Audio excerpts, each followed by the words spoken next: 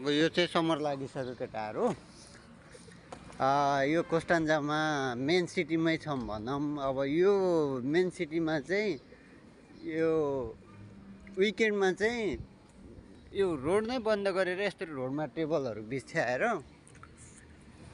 अब रेस्टुरेन्टले टेबलहरू बिछ्याएर रोड नै बन्द गरेको हुन्छ कि अचम्मै लाग्यो कि मलाई।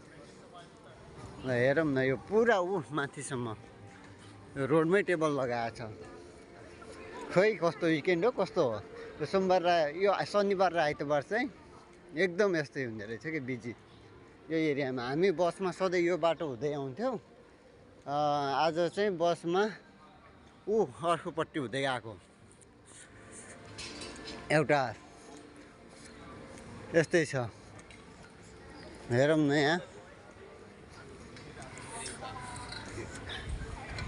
ओहो एकदम यहाँ चाहिँ समरको बेला चाहिँ यो यस्तै हुन्छ। अब समर लाग्यो नि त। यहाँनिर पनि के बनाउँदैछ यो बच्चाहरूको लागि। हामी सधैँ बसमा आएर यो स्थानमा उठ्दिन्छु, आज चाहिँ पल्लोपट्टि हुँदै आएको।